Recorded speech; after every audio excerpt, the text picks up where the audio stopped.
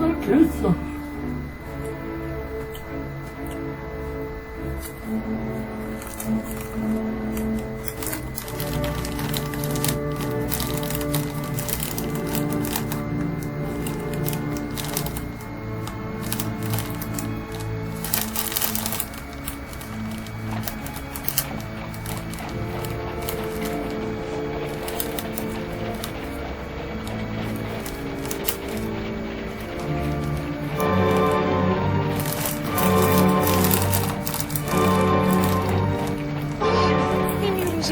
Tutto sciupato.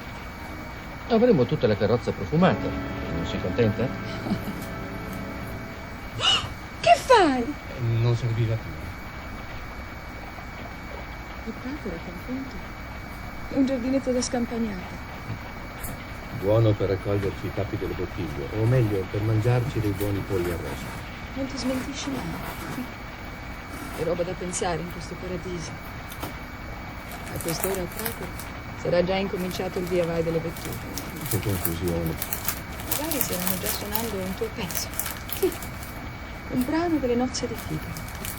Non piangrai, farfallone amoroso, notte, giorno, d'intorno girando. È più facile che ciò accada a Parigi o a Praga che a Vienna. Perché a Vienna sono degli invidiosi. Con il Don Giovanni conquisterai anche Vienna. Quel da Ponte, oltre ad essere un bel uomo, ha anche delle intelligenze. E poi ama scrivere per te. E per Salieri, e per Martini, e noi chissà per quanti altri. Sai cosa ha detto il tuo da Ponte all'imperatore? Scriverò la mattina per Martini e mi parrà di studiare Petrarca.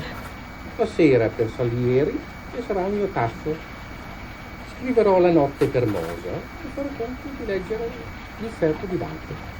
Che uomo gentile. Per te scriverà la notte. La notte da Ponte non la passa a scrivere. Comunque, il libretto è fatto. E la musica ce l'ho messa sopra come volevo. E poi se a Vienna non ti vogliono, diventerai il maestro di cappella del re di Prussia. Intanto do lezioni alle contessine e vengo trattato come il loro parrucchiere. E a Vienna torneremo con una carrozza nostra. Ma proprio di passaggio. Perché l'imperial compositore Wolfgang Amadeus Mozart non avrà molto tempo. Il re di Prussia lo attende a Carlsbad per la villeggiatura. Perché non vuole rimanere neanche un giorno senza il suo maestro di cappella.